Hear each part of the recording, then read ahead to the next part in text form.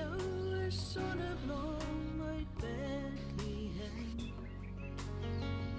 en gee dit water op Bloemfontein. Uit Hannover bring ek kappertjiesaad uit die tuin van nommer 3 Dalingstraat en hanepoedruiwe uit die Parelvallei.